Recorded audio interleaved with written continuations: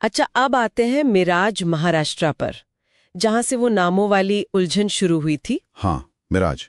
यहाँ हमें पिता पुत्र की जोड़ी मिलती है, हजरत ख्वाजा मोहम्मद मिराज चिश्ती हुसैनी और उनके बेटे हजरत ख्वाजा शमसुद्दीन, जिन्हें गंज बख्श कहते हैं, मतलब खजाना बख्शने वाला। जी। और यहाँ का खास किस्सा गंगना धोबी नाम के एक जादूगर से जुड़ा है। अच्छा, क्या था वो? कहते हैं वो जादूगर शहर के लोगों को, खासकर गरीबों को, अपनी शक्तियों से बहुत परेशान करता था। अब यहाँ एक दिलचस्प बात यह है कि उसके अंजाम को लेकर दो अलग अलग कहानियां हैं। दो कहानियां हैं? कैसी?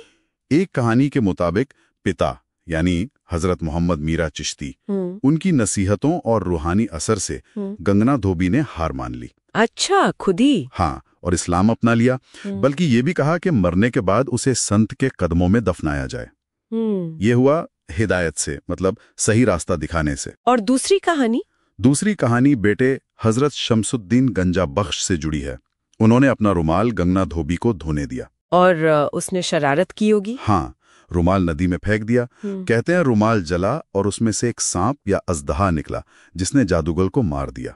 ओह, ये तो बिल्कुल अलग है। ये है जलाल, हाँ, मतलब हाँ। शक्ति से बुराई का खात्मा।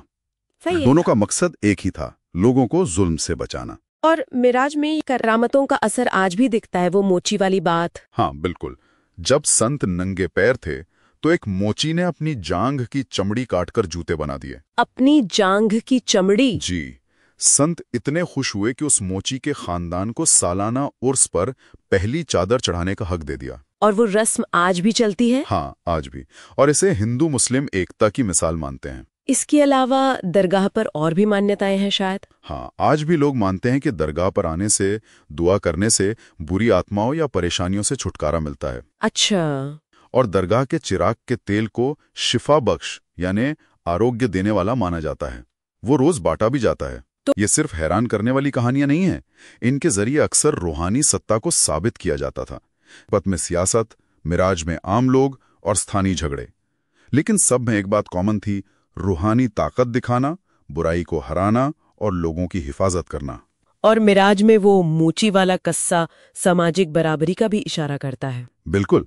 तो हमने देखा कि कैसे इन चिश्ती संतों की करामतें सिर्फ कहानियां नहीं, बल्कि उनके रूहानी मर्तबे, समाज से उनके जुड़ाव और उनकी विरासत के निशान हैं। हाँ, और नामों की समानता के बावजूद हर संत की अपनी पहचान और अपना संदर्भ है। सही कहा। और यहाँ एक सोचने वाली बात है कि सैकड़ों साल पुरानी ये कहानियां जो अपने खास माहौल में बनी, आज भी लोगों के लिए इतनी मायने क्यों रखती हैं?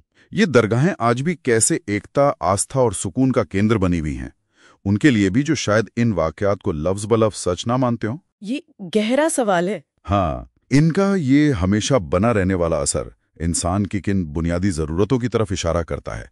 शायद आस्था की, इंसाफ की, हिफाजत की तलब। ये सोचने की बात है।